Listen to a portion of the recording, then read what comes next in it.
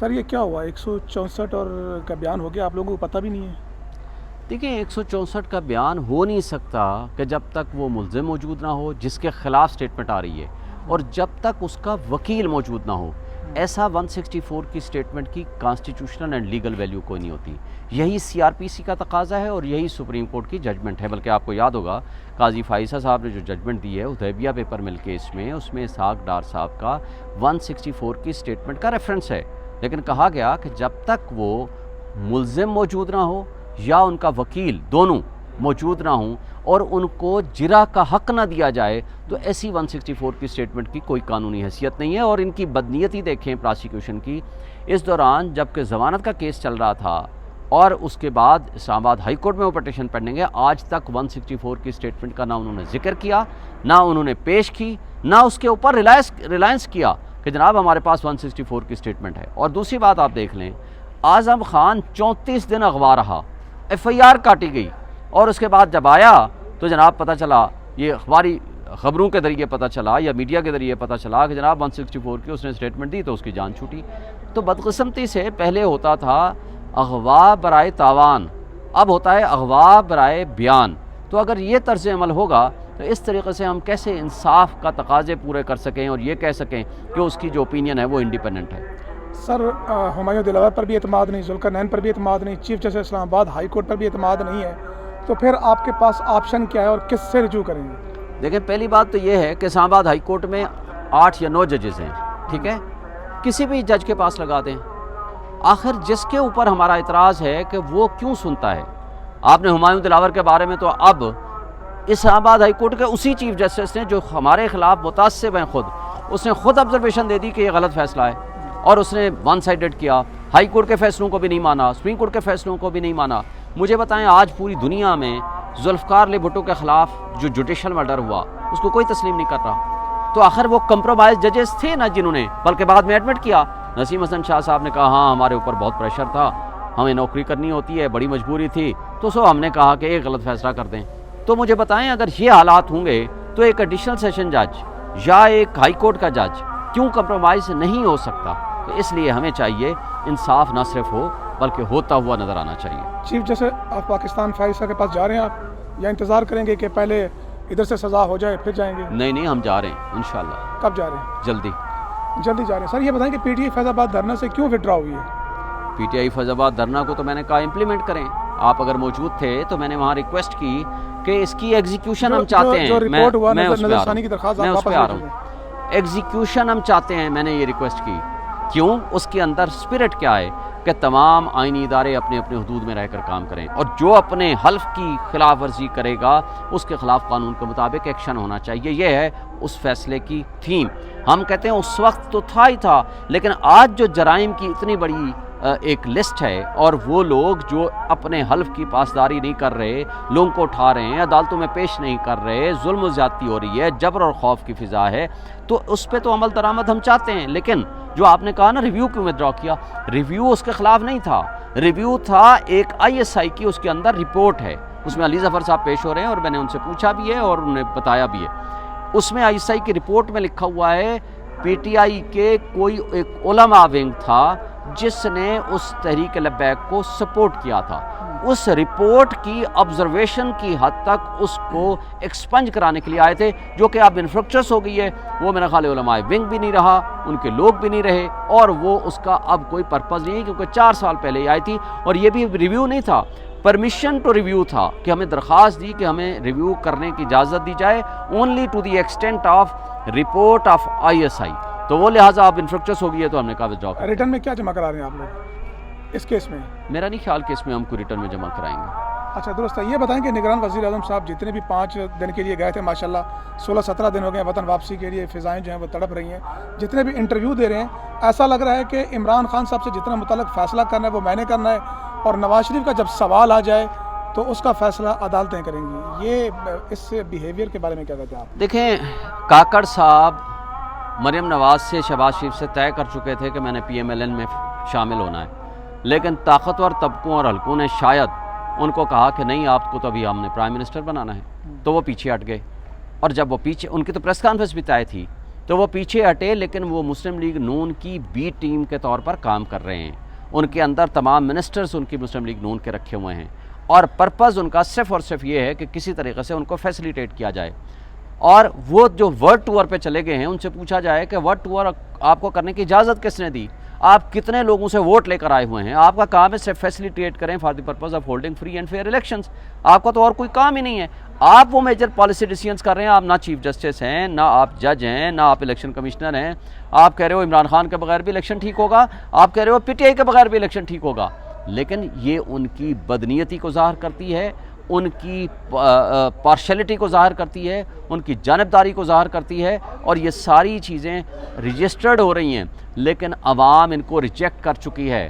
عوام ان کی کوئی بات ماننے کو تیار نہیں ہے. لہٰذا یہ جتنا بھی کاسمیٹکس کر لیں، جس طرح کی بھی گفتگو کر لیں، لیکن اس کا فائدہ ان کو کچھ بھی نہیں ہونا، اس لیے کہ عوام ان کے خلاف شدید نفرت کرتی ہے. سر کہا یہ جا رہا ہے، وہ انٹرویو میں یہ بھی کہہ رہے ہیں کہ الیکشن موڈ میں چلی گئی ہیں ساری سیاسی جماعتیں.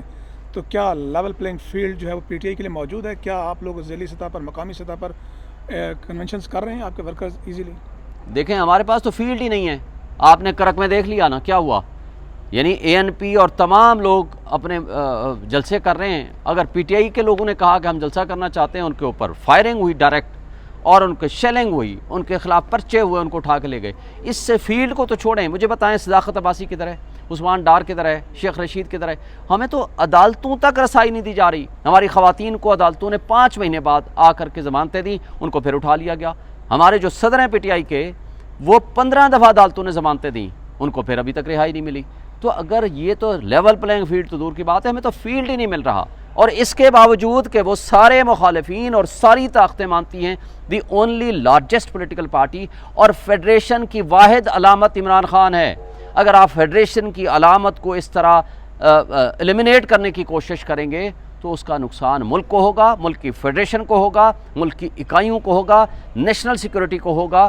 اور اس سیاسی عدم استحکام نے اس ملک کو پہلے ہی تباہی کے دہانے میں گڑھے میں پہنچا دیا ہے.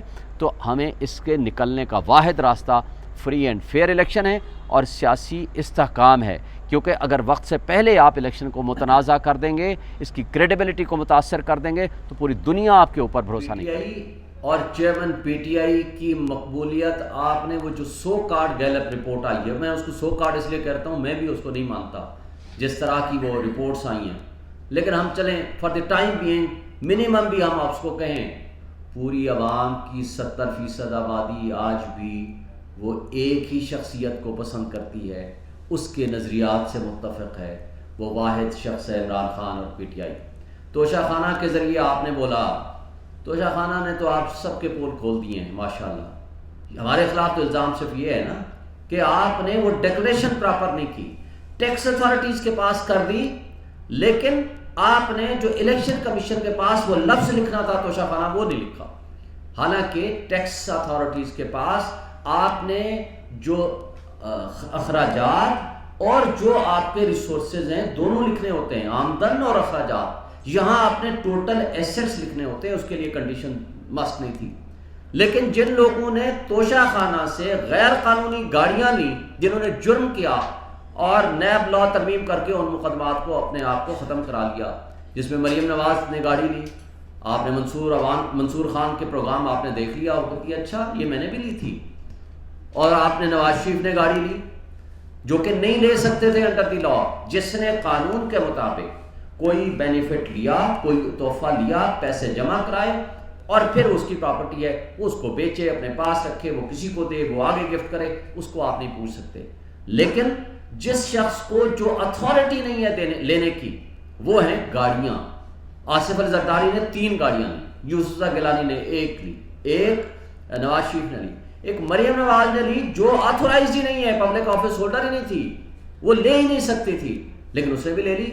اس لیے کہ یہاں بدقسمتی سے میڈیا کو 10 ارب دے دیے گئے پچھلے 1.5 سال میں، 16 مہینے میں. پوری رام کہانی چلتی رہی، توشہ خانہ توشہ خانہ توشہ خانہ.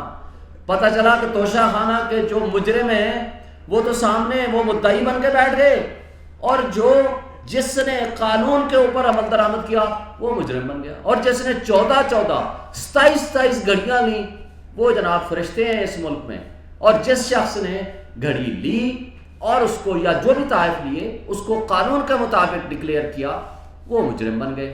یہ ہے ہمارے ملک کا دوہرا معیار نظام انصاف کا اور قانون کا، جس کی وجہ سے آج ہم بھگت رہے ہیں۔ سر سائفر میں ایف آئی اے کی جانب سے جو آج چلان جمع کروائے گئے ان میں اسد عمر کا کہیں نام شامل نہیں ہے، کیا سمجھتے ہیں اسد عمر کو کلین چٹ اس وجہ سے ملی کہ وہ یہاں پر بیٹھ کر پریس کانفرنس کرتے رہے تھے؟ ساتھ میں ایک اور چیز بیان کر لیں کہ ایڈوکیٹ شیر افضل کا اس وقت پی ٹی آئی میں کیا رول ہے؟ کیا اس وقت دیکھیں، پہلی بات جو آپ نے اسد صاحب کے بارے میں، اسد عمر صاحب کے بارے میں کی، سب سے بڑی معذرت کے ساتھ جو جڑ ہے نا وہ آپ کی یہ پریس کلب ہے خرابی کا۔ یہ میں مذاق میں کہہ رہا ہوں، کہیں سیریس نہ سمجھ دینا۔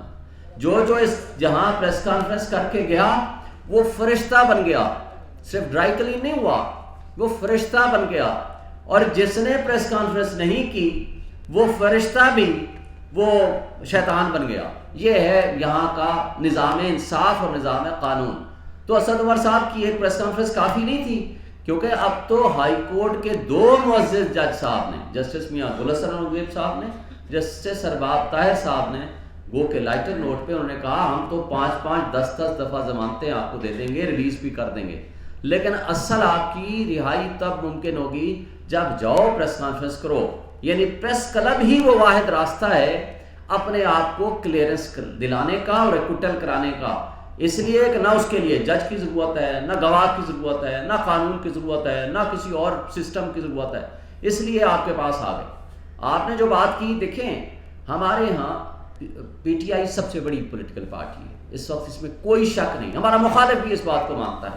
اب تو شکر ہے کہ جو مخالفین ہیں، خواہ وہ ادارے ہیں یا وہ پولیٹیکل پارٹیز ہیں، انہوں نے خود جو سروے کیا ہے، جو وہ کہ اپنے آپ کو تو بہت 88% پہ لے گئے ہیں، چلیں ہم جو بھی باتیں ہیں وہ الگ ہیں، وہ بھی مانتے ہیں the only largest political party all over the Pakistan, even Sindh میں بھی ان کو زیادہ ووٹ ملے کہ جی ان کی جو ہے پاپولرٹی ایون پیپلز پارٹی سے انٹیریئر سندھ میں بھی زیادہ ہے۔ تو باقی کے پی کا تو آپ نے دیکھ لیا، پنجاب میں بھی دیکھ لی، لیکن وہ بھی یہ کہتے ہیں کہ سب سے بڑی پولیٹیکل پارٹی، اب سب سے بڑی جو پولیٹیکل پارٹی ہوتی ہے اس میں کروڑوں کی تعداد میں افراد ہوتے ہیں، اب ان میں ہر بندے کا اپنا ایک موقف ہوتا ہے، اور ہر شخص کا ایک دوسرے کے ساتھ اختلاف بھی ہوتا ہے، پارٹیز میں بھی اختلاف ہوتا ہے، اور ایک دوسرے کے ساتھ اپنے اپنے موقف بھی ہوتے ہیں، اور کسی کا اظہار کا طریقہ مہذب ہوتا ہے اور کسی کا اظہار کا طریقہ ذرا تھوڑا ڈفرینٹ سا ہوتا ہے۔ اور اس لیے کہ جو بھی اپنا موقف اظہار کرنا چاہتا ہے، وہ خواہ سوشل میڈیا ہو، خواہ وہ الیکٹرانک میڈیا ہو، وہ کر سکتا ہے، لیکن اگر وہ پارٹی کا ورکر ہے تو اس کو چاہیے کہ وہ پارٹی میں جا کر کے اپنا شکایت درج کرائے اور پارٹی کو فیصلہ کرنے دے۔ اور پارٹی نے ایک بات بتا دوں کہ 5 ترجمان مقرر کیے ہیں، جس میں سے فاروق حبیب صاحب، رؤوف حسن صاحب، میں اور گوہر صاحب اور علی محمد خان صاحب۔ جو پارٹی کا ورژن ہوگا وہ ان 5 ترجمانوں کے ذریعے آپ کے سامنے آئے گا۔ باقی اب کروڑوں کی تعداد میں ورکرز ہیں، جو کوئی بھی اپنی اوپینین دینا چاہے، کوئی کمنٹ کرنا چاہے، کوئی کسی کے خلاف کرتا ہے، میں تو پڑھتا ہی نہیں ہوں، مجھے تو ظاہر ہے ہزاروں کی تعداد میں روز میرے خلاف بھی ہوتا ہوگا، کچھ میرے حق میں بھی لکھتے ہوں گے۔ تو ہم اگر اس کے پیچھے پڑ جائیں گے نا، یا ہم پارٹی بطور عمران خان سب سے موسٹ پاپولر لیڈر ہے، روز اس کے میرا خیال ہے ہزاروں تو نہیں لاکھوں میں اس کے حق میں بھی بیانات آتے ہیں، اس کے خلاف بھی آتے ہیں، خلاف آتے ہوں گے ہزاروں میں، حق میں آتے ہوں گے لاکھوں میں۔ اگر ہم ہر ایک کا جواب دینا شروع کریں گے تو میرا خیال ہے there will be no limit. Thank you. Sher Afzal مروت صاحب نے آپ کے خلاف بھی بیان دیا ہے، اس کے ساتھ ساتھ انہوں نے عدم برداشت کا مظاہرہ کیا ہے ٹی وی چینل شو پہ، وہ فزیکل ہو گیا سینیٹر عدنان اللہ کے ساتھ، تو اس پہ آج ان پہ مقدمہ بھی درج ہو چکا ہے۔ تو کیا اب جو پی ٹی آئی کی لیگل ٹیم ہے وہ انہیں ڈیفینڈ کرے گی، انہیں بیک کرے گی یا نہیں کرے گی اس مقدمے میں؟ دیکھیں، پہلی بات تو یہ ہے کہ ہم سمجھتے ہیں، آپ کو اگر یاد ہو کچھ دوستوں کو، میں نے ایک بطور صدر اسلام آباد ہائی کورٹ بار ایسوسیشن ایک کنونشن رکھا تھا جس کا نام تھا برداشت معاشرے کی بقا اور عدم برداشت معاشرے کی تباہی ہے، یہ ٹائٹل تھا۔ بہت سارے دوستوں کو بلایا تھا، جس میں سے جرنلسٹ کی طرف سے میں نے حامد میر صاحب کو ریکویسٹ کی تھی، میں نے کہا جی آپ آئیں، کیونکہ وہ بھی سفرر رہا ہے بہت ساری اپنی اس عدم برداشت کا، اور بہت سارے اور دوستوں کو، بڑے پولیٹیکل پارٹیز کو بھی بلایا تھا، فرحت اللہ بابر صاحب کو بھی میں نے بلایا تھا، اور کئی لوگوں کو، اسد عمر کو بھی بلایا تھا۔ دیکھیں ہم اس پہ یقین رکھتے ہیں۔ میں نے پچھلے 2 سالوں میں آپ کے سامنے ہی ہے، ہزاروں کی تعداد میں، ہزاروں کا لفظ میں استعمال کر رہا ہوں، الیکٹرانک میڈیا میں ٹاک شوز کیے ہیں، وہ پولیٹیکل بھی کیے ہیں، وہ میں نے پارٹی کے بیس پہ بھی کیے ہیں، بطور صدر اسلام آباد ہائی کورٹ بار ایسوسیشن کی طرف سے بھی کیے ہیں، اور میں نے ایک تجزیہ کار کے طور پر بھی باتیں کی ہیں کسی بھی موضوع پہ۔ اور مجھے مختلف ministers, party leaders, top lower senators, لوگوں سے رابطہ رہا، اور آپ کے بڑے تلخ گفتگو کرنے والے آپ کے اینکر سے بھی رابطہ رہا، اور میں نے آج تک نہیں کہا کہ یہ شخص بیٹھا ہوگا تو میں نہیں بیٹھوں گا، میرا آج تک سارے دوست جانتے ہیں، یہ نہیں کہا کہ یہ ہوگا تو میں نہیں بیٹھوں گا، اور یہ بھی نہیں کہا کہ میں اس پروگرام میں تو جاؤں گا، اس پروگرام میں نہیں جاؤں گا۔ ہاں یہ الگ بات ہے کہ میرے پاس ٹائم نہ ہو تو میں، لیکن ایک چیز پہ میں بلیو کرتا ہوں، آپ نے لوگوں کو ایک اگر اچھی بات نہیں بتا سکتے، جو کہ لاکھوں نہیں کروڑوں کی تعداد میں لوگ آپ کو دیکھ رہے ہوتے ہیں، پھر یہ آپ کے پروگرام یہ رجسٹرڈ ہیں، آپ کے پاس سیف ہیں۔ یہ اسی طرح جیسے منکر نکیر جو ہے نا، آپ کی چیزیں لکھ رہے ہیں، آج آپ منکر نکیر بنے ہوئے ہیں، استغفر اللہ، کوئی اسلامی غلط بات میرے سے نہ ہو جائے، میں صرف ایسے کہہ رہا ہوں، یعنی آج آپ کے پاس وہ چیز جو فرشتے تو لکھ رہے ہیں ہمارے سارے اعمال، لیکن آپ بھی رجسٹرڈ کر رہے ہیں ساتھ ساتھ، جو آپ کے پاس آن ایئر ہم آتے ہیں، اور وہ جو رجسٹرڈ چیزیں ہیں ساری دنیا جب چاہے یوٹیوب میں جائے اور آپ کے پروگرام دیکھ لے۔ کوشچن یہ ہے کہ ہم نے لوگوں کو سبق کیا سکھانا ہے۔ اگر ہمارے میں برداشت نہیں ہوگی، ہم پڑھے لکھے طبقے میں برداشت نہیں ہوگی، اگر ہم ایک دوسرے کے ہم نظریات میں اختلاف رکھیں، ہم ڈفرینسز آف اوپینین رکھیں، لیکن لوگوں کو یہ بتائیں یہ ہمارا موقف ہے، یہ لوگوں کو آپشن دیں، لوگوں کو سمجھائیں، لوگوں کو ٹرینڈ کریں، اور میرے موقف سے کوئی اختلاف کرتا ہے یا اے سے رکھتا ہے یا بی سے رکھتا ہے، یہ اس کی مرضی ہے۔ رائٹ ٹو انفارمیشن ہمارا حق ہے، اور right to information fundamental right ہے۔ لوگوں تک انفارمیشن ہم نے پہنچانی ہے، اور وہ انفارمیشن لیتے ہیں اور اپنی اوپینین ڈیولپ کرتے ہیں۔ اگر میں اور آپ یا ہم پڑھے لکھے لوگ ایک جگہ پہ بیٹھ کے اگر ایسی پریسیڈنٹ سیٹ کریں گے تو اس عدم برداشت نے پہلے ہی معاشرے میں تباہی پیدا کر دی ہے، اور یہ تباہی خواہ وہ آپ نے دیکھ لیا جڑا والا میں کیا ہوا، خدا نخواستہ، اس سے پہلے کئی چیزیں ہیں، کئی معاملات ہیں آپ کے سامنے۔ ہماری ذمہ داری ہے، آپ کی میڈیا کی ذمہ داری ہے، ہم ان لوگوں کو انکریج کریں جن کا اندر برداشت ہے، جو ریزنیبل گفتگو کرتے ہیں، ریزن اور لاجک کے ساتھ لوگوں کو قائل کریں۔ ہم یہاں ایک دوسرے کو گرانے میں لگے ہوتے ہیں، یہ نہیں سوچتے کہ اس کا امپیکٹ ہم پبلک، قوم، لوگوں میں کیا پیدا کر رہے ہیں۔ میں سمجھتا ہوں کہ یہ غلط روایت قائم کی ہمارے ساتھی نے بھی اور دوسری سائڈ سے نے بھی، یہ انتہائی غلط روایت تھی، اس کو ہم کسی صورت انکریج نہیں کریں گے۔ باقی پارٹی فیصلہ کرے گی کہ ان کی کیا رائے، ان تک یہ سچویشن پہنچ چکی ہے، اور وہ پارٹی کی کور کمیٹی جو فیصلہ کرے گی ہم پارٹی کے پابند ہوں گے۔ لیکن یہ میری رائے ہے کہ ہم برداشت کے قائل ہیں، ہم تہذیب کے دائرے میں رہنے کے قائل ہیں۔ جو بد تہذیبی کرے گا، جو عدم برداشت کا رویے کا اظہار کرے گا، جو غلط گفتگو کرے گا، خواہ وہ کسی بھی پولیٹیکل پارٹی سے ہو، ہم اس کو سپورٹ نہیں کریں گے۔ اسی بات ان کے پچھلے 1 مہینے 15 دن کے اندر اندر مختلف بیانیے آپ نے دیکھ لیے۔ جو ڈیلر ہوتا ہے ڈیل کر کے جاتا ہے، ڈیل کر کے آتا ہے، پھر ڈیل کر کے جاتا ہے، پھر واپس آتا ہے، پھر ڈیل کر کے جاتا ہے، اور پھر ڈیل کر کے واپس آنا ہے۔ ڈیلر کبھی لیڈر نہیں ہوتا۔ لیڈر ایک ہے اس وقت، وہ ہے عمران خان، جو کہ اس وقت جیل میں ہے، جس کا مرنا جینا اس ملک کے ساتھ ہے۔ لیکن ڈیلر صاحب جب آئیں گے ان کو قانون کا سامنا کرنا پڑے گا۔ قانون کی نظر میں جو سزا یافتہ مجرم ہے، سزا یافتہ اشتہاری مجرم ہے، اس کو ضمانت بھی نہیں ملا کرتی، کیونکہ ضمانت کا اس نے مس یوز کیا ہے۔ یہ ہے قانون کی بات۔ وہ جیل میں جائیں گے، اس کے علاوہ ان کا کوئی ٹھکانہ نہیں ہے، اور ضمانت بھی نہیں ہو سکتی یہ قانون کے مطابق، اس لیے کہ میجر پنشمنٹ ان کو ملی ہوئی ہے۔ اور اس کے ساتھ ساتھ انہوں نے مس یوز آف بیل کی ہے. اور وہ کون سے ڈاکٹرز تھے جو یہ کہتے تھے پاکستان کی ہواؤں اور فضاؤں میں واپس جاؤ گے تو آپ بیمار ہو جاؤ گے, اگر پوری دنیا میں گھومتے رہو تو آپ بہت صحت مند ہیں. Thank you.